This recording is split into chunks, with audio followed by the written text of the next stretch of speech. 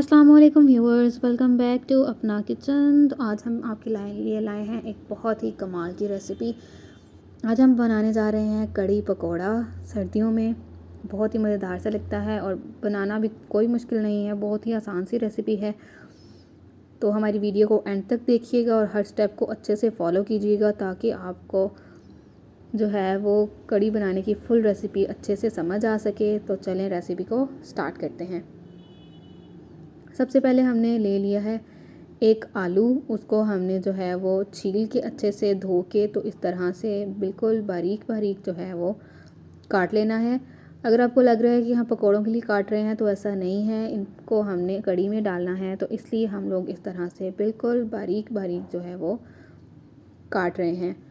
एक आलू जो है वो इनफ होगा। आपने इसको अच्छे तरीके से इस तरह से जो है काट के साइड पे कर लेना है। अब एक ही हमने बिल्कुल छोटे साइज़ का जो है वो प्याज ले लेना है, उसको भी छील के धो लेना है और उसके बाद इसी तरह से जिस तरह से हमने आलू के बिल्कुल छोटे छोटे टुकड़ों में उसको काटा है, बिल्कुल वैसे ही हमने अब प्याज को भी बिल्कुल बारीक बारीक जो है वो काट लेना है। चॉपर में आप डाल के काटिएगा मत, क्योंकि वो बहुत ज़्यादा छोटा हो जाता है और उसका बिल्कुल भी जो है मसाला अच्छा नहीं बनता।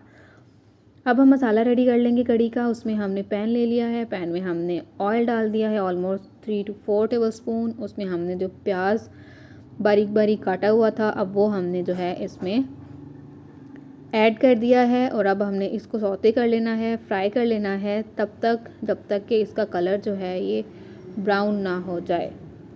प्याज अब हमारा काफ़ी हद तक जो है वो ब्राउन हो चुका है, तो अब हम इसमें ऐड कर देंगे सुरख मिर्च। ऑलमोस्ट 1 चम्मच हमने जो है वो सुरख मिर्च ऐड की है। उसके बाद हमने पानी जो है इसको थोड़ा सा लगा दिया है ताकि थोड़ा सॉफ्ट हो जाए।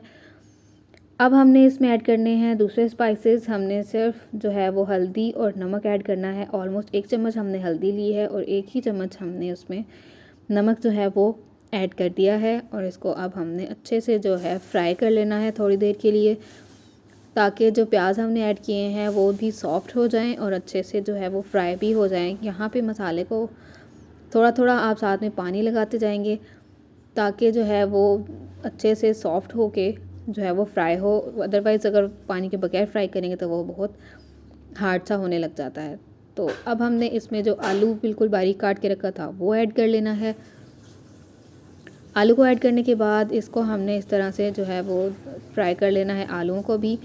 अब यहाँ पे आलू ऐड करने के बाद इसको बेशक जो है आपने 3 से 4 मिनट के लिए आप दम पे रख दें ताकि आलू जो है वो सॉफ्ट हो जाएं। मीनवाइल हम कड़ी का दूसरा मसाला रेडी कर लेते हैं। ये हमने ले लिया है दही, आप इसकी जगह लस्सी भी ले सकते हैं। अभी आप देख सकते हैं कि दही जो है वो हमने लेके उसके अंदर काफ़ी सारा पानी डाल के इसको अच्छे से जो है वो विस्क की मदद से फ्राई कर लेंगे ताकि जो दही है वो थोड़ा जो है वो बिल्कुल पतला हो जाए, यानी कि लस्सी की शक्ल इख्तियार कर ले। ये जो दही हमने लिया है ये ऑलमोस्ट 3 पाव जो है ये हमने लिया है। अब हमने इसमें एक छोटा जो चाय का कप है वो हमने इसमें ऐड कर दिया है बेसन। ये कप जो है इससे हमने बेसन इसमें ऐड किया है और बेसन ऐड करने के बाद आपने इसको विस्क की मदद से इस तरह से बहुत अच्छे से मिक्सअप कर लेना है। इसको आप तकरीबन 3 से 4 बल्कि 5 मिनट तक अच्छे से मिक्स करें ताकि जो इसमें लम्प्स हैं वो ना बने।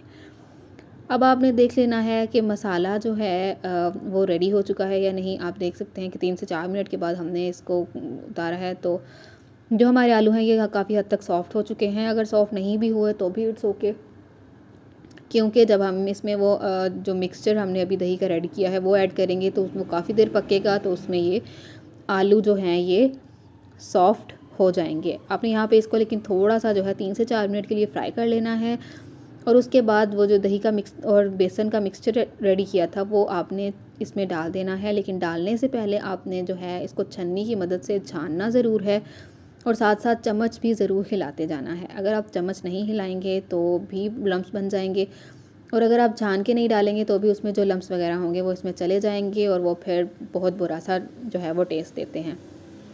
फ्लेम को यहाँ पे हाई कर लेंगे।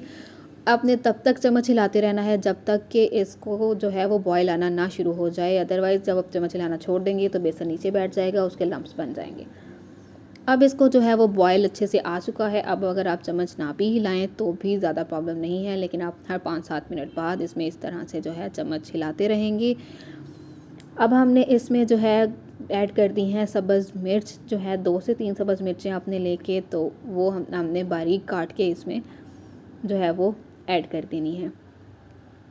अब आप देख सकते हैं कि ये अच्छे से बॉईल हो रहा है। अब इसको आपने ऑलमोस्ट 15 से 20 मिनट तक जो है वो पकाना है।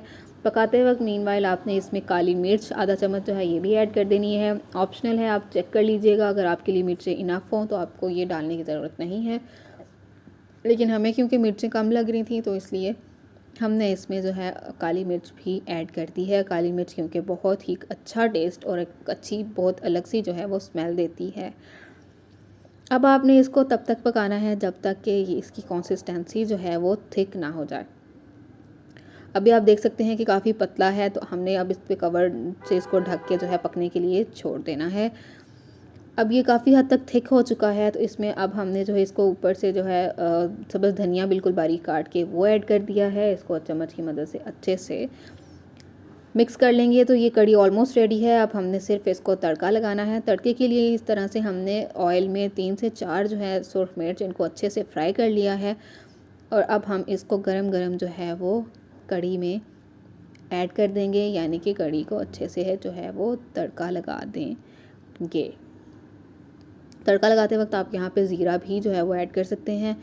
इसको अच्छे से जो है वो आपने मिक्सअप कर लेना है, थोड़ा सा मिक्सअप करेंगे और इसको दोबारा से कवर से ढक के रख देंगे। इस तरह से हमने अब इसको कवर से जो है वो ढक दिया है। ऑलमोस्ट 5 से 7 मिनट तक इसको मज़ीद पकने देंगे, और उसके बाद हमारी ये जो कड़ी है ये बिल्कुल जो है वो रेडी हो चुकी है।